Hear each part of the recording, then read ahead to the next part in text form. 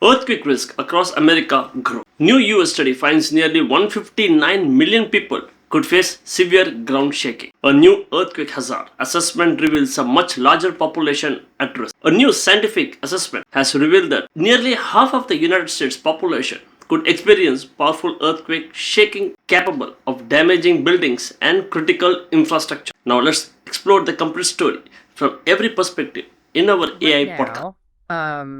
Roughly 159.2 million Americans are living in the crosshairs of very strong earthquake shaking. Yeah, which is just a staggering number. It really is. And, I think the most unsettling part of that statistic is that the vast majority of those people are just going about their daily routines with absolutely no idea they're even on the radar. Right, because we all have this geographic comfort zone.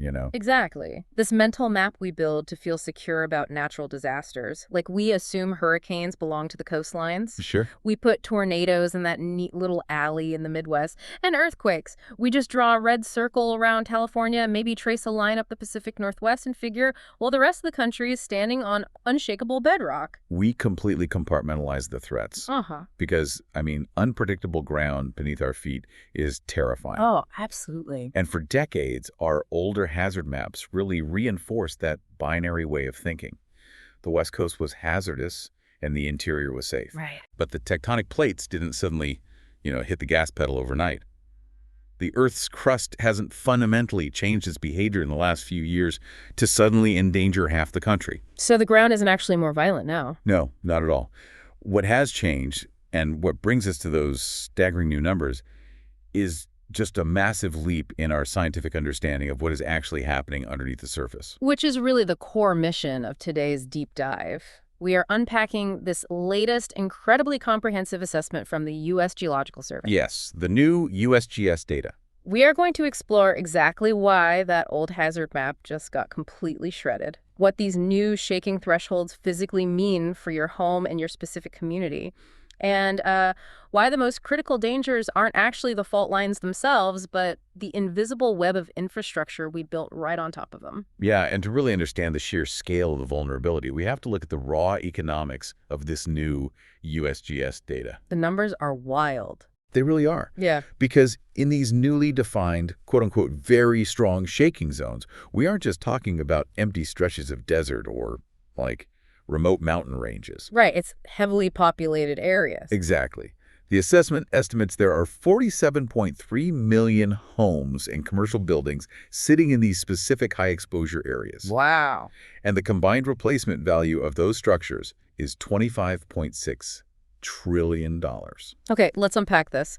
Because Dan? 25.6 trillion is a number so large it almost loses its meaning, right? It's hard to wrap your head around. That is greater than the gross domestic product of most nations, just sitting in zones capable of severe structural damage. Yeah. And the report highlights that if you lower the threshold just slightly, from very strong to just strong shaking, the exposed population skyrockets. It really jumps. To approximately 234 million people. Right. And just for the record, strong shaking is still violently destructive enough to tear apart older brick buildings. That lower threshold covers 73 million structures worth roughly $38 trillion. And the jump in those numbers is profound. The previous estimate for the highest risk categories was around 111.8 million people. So they added over 40 million people to the most severe hazard zones. Exactly. And adding that many people without the Earth actually moving any differently, it really requires us to understand how scientists track this data now compared to the past. Right, because didn't seismology mostly focus on, the visible cracks in the Earth? Historically, yes, very heavily. Researchers mapped where the major faults were, they calculated how long they were, and estimated how often they slipped. So it's essentially like we used to navigate the country's seismic risk using a blurry, outdated paper map folded up in the glove box. That is a great way to put it. We knew where the major highways were, like the San Andreas Fault, but we couldn't really see the side streets. And what the USGS has done now is essentially hand us a high-definition 4K satellite view. Yes, exactly. So we aren't necessarily in more physical danger today than we were yesterday. We just finally have the resolution to see the cliff edge that was always right next to us. The 4K satellite view is the perfect lens for this. Yeah. But the upgrade isn't just about mapping new faults either. Oh, really? What else is there? What's fascinating here is that the most critical new data is actually about the dirt itself. The dirt. Yeah, the scientists incorporated massively improved geological surveys of the soil and rock, sitting right between the fault line and your foundation. Specifically, they mapped the presence of deep sediment basins. Okay, wait, what is a deep sediment basin? Well, for a long time, the general rule of thumb was that the further away you were from the epicenter of an earthquake, the safer you were. The energy was assumed to just dissipate uniformly. Like ripples moving outward in a pond, right? Exactly. But the Earth's crust isn't a uniform pond. A seismic wave actually travels at different speeds depending on the material it's moving through. Oh, that makes sense. Right. So if a wave is traveling through hard, dense, solid bedrock, like granite, it moves incredibly fast. Okay. And because it's moving fast, the amplitude, which is the actual height of the wave, stays relatively low. You feel a sharp, quick jolt, but the ground doesn't roll violently. Got it. So bedrock is good. Yes. But the game completely changes when that high-speed wave hits a deep sedimentary basin. And that's the loose dirt you mentioned. Exactly. It's essentially millions of years of loose soil, sand, and clay that is filled in some ancient valley. Okay, so what happens to the wave then? The physics of what happens next is what puts so many new people at risk. When the seismic wave transitions from hard bedrock into that loose, deep sediment, it hits a wall of resistance. So it slows down. The front of the wave slows down dramatically. But the energy pushing it from behind hasn't stopped, so the back of the wave actually catches up to the front. Oh, wow. Yeah, and the energy has to go somewhere, so the wave gets taller, it bunches up, it amplifies. It's a process called seismic impedance. I always visualize it like shaking a table. Okay, how so? If you have a solid brick sitting on a table and you shake it, the brick just shuffles around a bit. Right. But if you put a bowl of jelly on that exact same table and apply the exact same force, the jelly amplifies the movement. It sloshes wildly. Yes. The deep sediment is the bowl of jelly. That is terrifying. It is, and this completely disrupts the idea of regional safety because it means the geography of risk is incredibly hyperlocal now. Because you could have two towns separated by just a few miles, right? Exactly. Town A is on solid granite, the wave passes through quickly, and they experience moderate, manageable shaking. But Town B is built over an ancient, sediment-filled river valley. Yep, and when the wave hits Town B, it amplifies, and the ground shaking becomes exponentially more violent. Which means measuring just your distance to a known fault line is no longer a viable way to determine your safety. Not at all. That new 4K map reveals these hidden bowls of jelly all across the country. And this sharper resolution completely shifts our focus way beyond just California. Yeah, let's talk about the map shift. Because the new assessment highlights cities for potential severe disruption that the public rarely associates with seismic activity. People are going to be surprised. We are looking at elevated hazard profiles for New York, Atlanta, St. Louis, Charleston, Seattle, Portland, and Salt Lake City. It's a massive geographic spread. It really is. And one of the most prominent areas highlighted in the central United States is the New Madrid seismic zone. Yes, the New Madrid zone is fascinating. Which is an area spanning parts of Missouri, Arkansas, Tennessee, and Illinois. And, people tend to think earthquakes only happen at the jagged edges of tectonic plates. Out on the coast. Right, out where the Pacific plate grinds against the North American plate. But New Madrid sits right smack in the middle of the North American plate. Yeah, and intraplate earthquakes, which are quakes that happen in the middle of a tectonic plate, are incredibly dangerous precisely because they are so unexpected. How does a fault even form in the middle of a plate? Well, hundreds of millions of years ago, the North American continent actually attempted to rip itself apart. Wait, really? Yeah, a massive rift formed.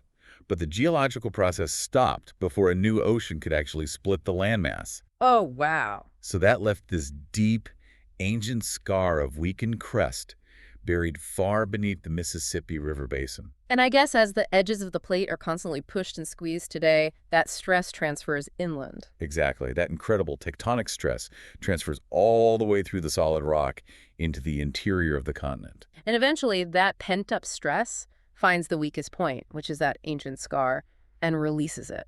And we have historical records of just how violent that release can be. In the winter of 1811 and 1812, the New Madrid zone produced a series of massive, catastrophic earthquakes. I've heard stories about this. The shaking was so intense that church bells reportedly rang on the East Coast. That is insane. And the seismic waves actually caused the Mississippi River to temporarily flow backward. Flow back. Yes. The energy travels much further in the colder, denser crust of the central and eastern U.S. compared to the fractured rock of California. Okay, let me push back on this on behalf of our listeners for a second. Sure, go ahead. Because hearing the history of the Mississippi running backward is incredibly alarming. It is. If you live in an apartment in Brooklyn or a suburb of Atlanta, you are hearing your city added to an earthquake hazard list and wondering if you need to be panicking about a sudden collapse tomorrow morning. Right. People hear this and expect a disaster tomorrow. Especially because the researchers categorize this threat using a benchmark that sounds incredibly daunting. They call it a, quote, 2% probability of being exceeded within 50 years. That feels like a ticking clock. It does sound like a countdown, but we really need to decode that metric because it is not a prediction of imminent doom. Okay, so what does it actually mean? Well, what's fascinating here is that probabilistic seismic hazard analysis is actually the foundational language of civil engineering. So it's for builders. Exactly. Engineers cannot possibly design every single building to withstand the maximum theoretical earthquake imaginable, right? Because it would cost too much. The construction costs would completely bankrupt the global economy. So instead, they look at the intended lifespan of what they are building. Oh, okay. For a standard commercial building, a hospital, or a bridge, that operational lifespan is generally considered to be 50 years. So they are setting a standardized baseline for the structure's lifetime. They are basically asking the data over the next half century that this specific hospital is operating, what is the most severe shaking it is likely to experience? Right. Factoring in every known fault, the deep sediment beneath it, and all the historical record. Okay. The 2% probability in 50 years is just the threshold they use to define the maximum considered earthquake for that specific plot of land. That makes a lot more sense. Yeah, it allows engineers to standardize building codes across vastly different geographies. So an architect designing a high-rise in Atlanta looks at the exact same 50-year probability map as an architect in Los Angeles. Exactly. The physical intensity of the shaking they have to engineer for will be vastly different, but they are evaluating and preparing for the risk on the exact same scale. And, the precision of this new model also means the hazard didn't universally increase everywhere, right? That's a great point. In some parts of the western United States, the estimated probabilities of damaging shaking actually decreased compared to earlier assessments. Yes, they did. It's like we stopped painting wide swaths of the map red just to be safe and started outlining the actual danger zones with a scalpel. Better data tighten the focus. Which translates into massive economic efficiency, honestly. How so? Well, if the updated 4K map reveals that your specific development site sits on a deep layer of dampening bedrock rather than amplifying sediment, you don't need to spend millions of dollars over-engineering your foundation to meet those worst-case scenario standards. Right, so the precision of the science works to save resources just as much as it works to highlight hidden dangers. Exactly. Here's where it gets really interesting, though. Because the shaking itself, the actual movement of the dirt, is purely an academic geology problem until you factor in what we built on top of it. Right, the human element. Knowing the ground will shake doesn't save lives if the concrete above it collapses. The assessment really forces us to look at the massive bottleneck of our national infrastructure. The bridges. Yeah, the researchers audited over 600,000 highway bridges across the United States. And those 600,000 bridges represent a combined replacement value of more than $1.5 trillion. Just astronomical numbers today. But the financial replacement cost is honestly secondary to the human metric here. The daily usage. Right.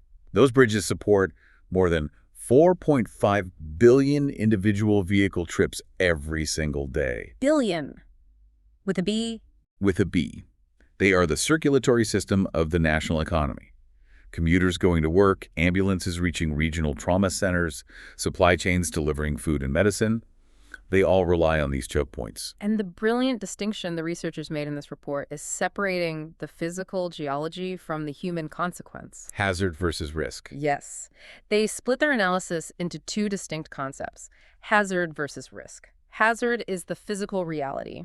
Basically, how violently a specific bridge is expected to shake based on the soil and the fault lines. Right. But risk is the societal fallout. How many lives are ruined, and how much the economy bleeds if that specific bridge collapses. And the financial disparity between those two lists is extremely eye-opening. What did they find? They found that the 6,000 bridges ranking in the highest 1% for physical earthquake hazard have a combined replacement value of about $31 billion. Okay, so 31 billion for the most physically endangered bridges. Right. These are the bridges most likely to be physically destroyed by an earthquake. Yeah. But when they shifted the metric and looked at the bridges in the highest 1% for overall disruption risk, the combined value skyrocketed to approximately $74 billion. More than double. Yes. Because the most dangerous bridges aren't necessarily the ones most likely to shake. Exactly. Like, you can have a 2-lane concrete overpass in a sparsely populated region of Nevada sitting right on top of a highly active fault. The physical hazard is off the charts. If the fault slips, the bridge is coming down. Yep, it's a goner. But the disruption is isolated. It might affect a few hundred drivers, and maybe there are alternate dirt roads that can bypass it. The human risk is low. Now, transpose that structural failure to a major commuter artery connecting a densely populated suburb to a major metropolitan center, like Seattle or New York. Right.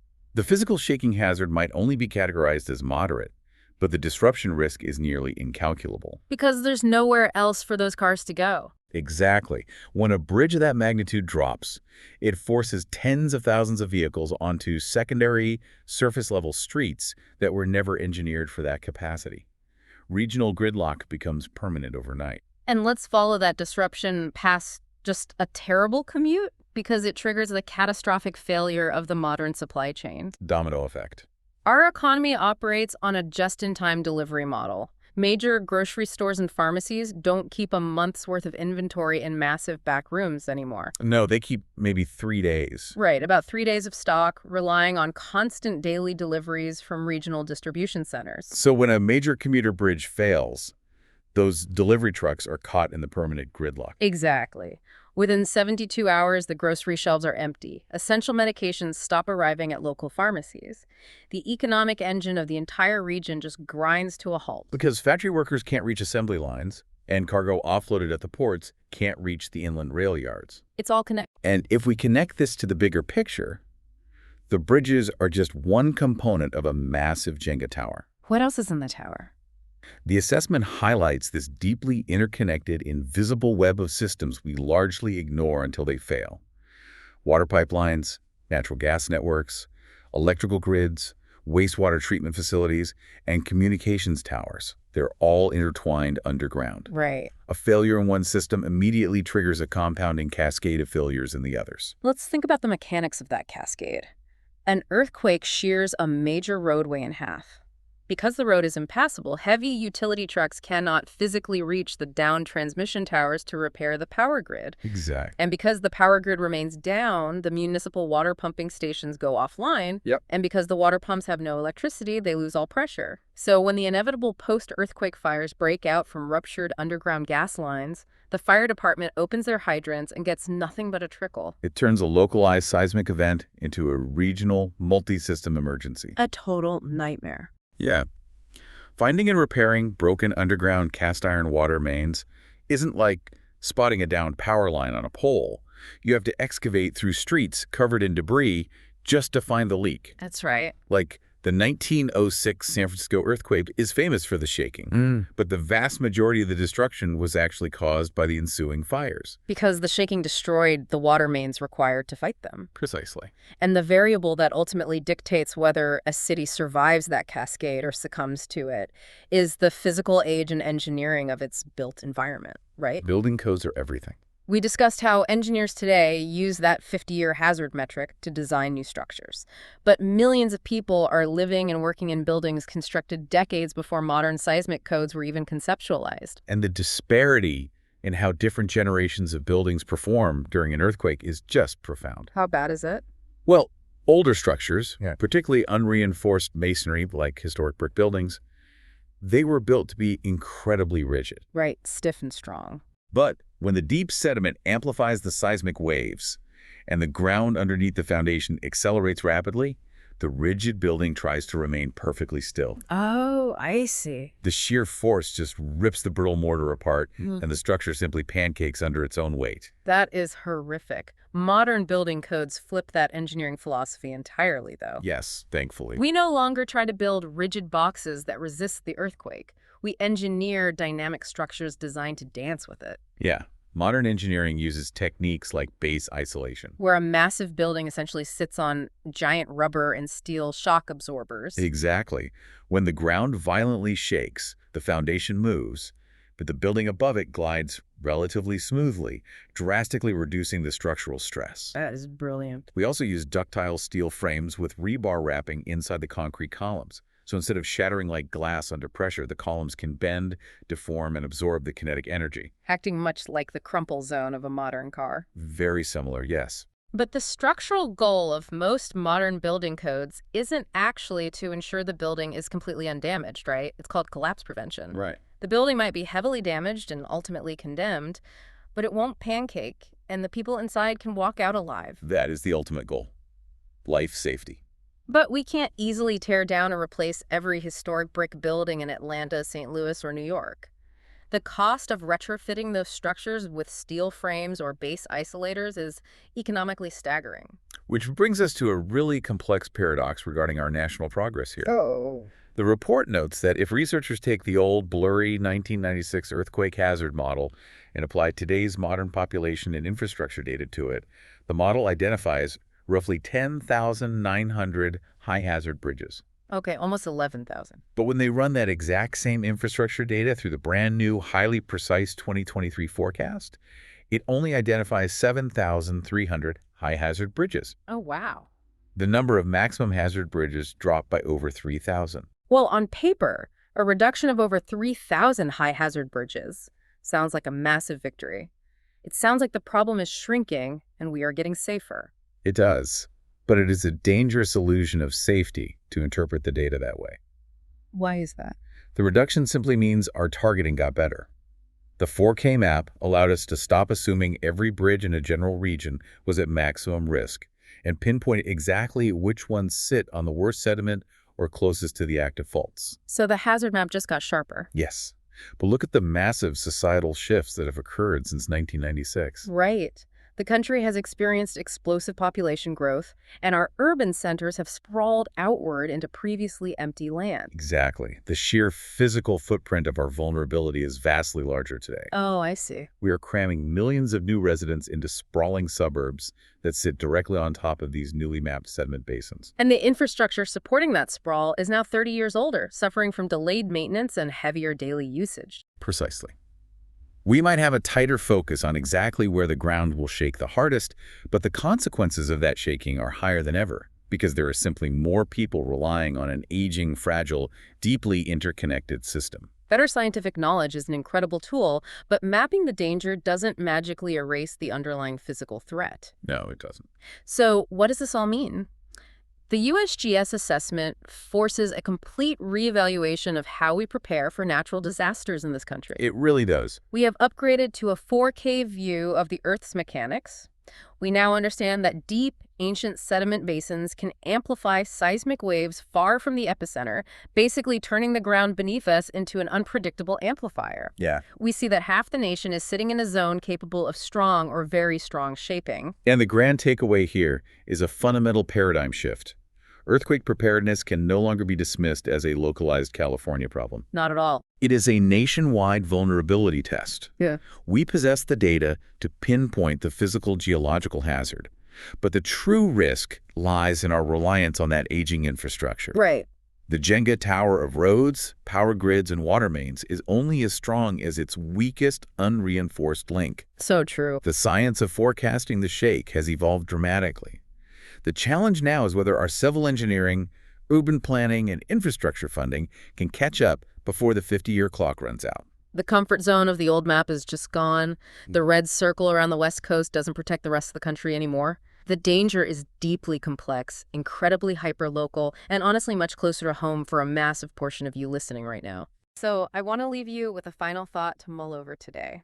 The next time you are on your daily commute, take a moment to look out the window. Look at the concrete highway overpasses you drive under. Look at the high-tension power lines strung along the horizon and the water towers supplying your neighborhood. If just one of those crucial links were to physically vanish tomorrow, how resilient is the invisible web holding your specific community together? Thank you for joining us on this step dive. Keep questioning the world around you, and we'll see you next time. Okay, one question for you. If 159 million Americans are now estimated to live in areas exposed to potentially very strong earthquake shaking, do you think cities across the US are genuinely prepared for a major earthquake? Don't forget to comment. Thanks.